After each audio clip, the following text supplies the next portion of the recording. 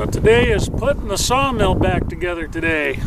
I pulled it off the slab because it was right in my way trying to stand the bench I have stood up, but I need a temporary spot to set it up right now.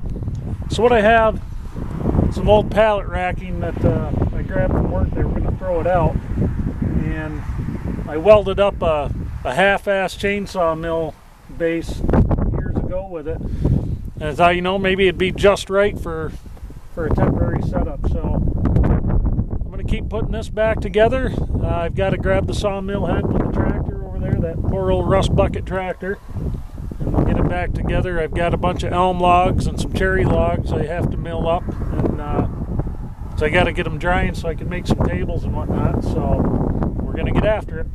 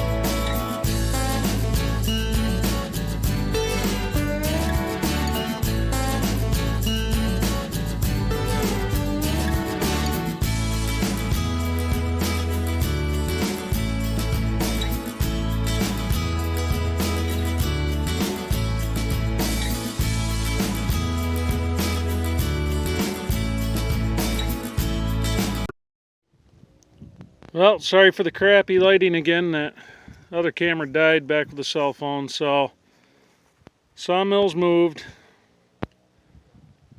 Obviously I have I've got to turn the log dogs around. Stupidity, you know, it gets you every time. So probably going to extend that so that full thing's, I've got some wood under the other side, but I'll have to extend that so it gets support all the way around. So this is what we have. I'll show some, I'll throw some footage up there probably, hopefully this weekend if the weather holds out. I'll throw some footage milling some elm and cherry logs on it. So if you haven't done so, please like and subscribe. And with all the stuff going around about YouTube and clickbait and all that stuff, if you guys like this channel and you want to get notifications, even if you're subscribed, doesn't mean you're going to get notifications. So if you guys would like to get notifications when I upload more videos, there's going to be a little bell that appears next to the subscribe button when you hit subscribe. That will turn your notifications on. So there's a few videos out there, and if I could figure out how to link the computer screen up to a video, I will show you guys how to do that. So thanks for watching.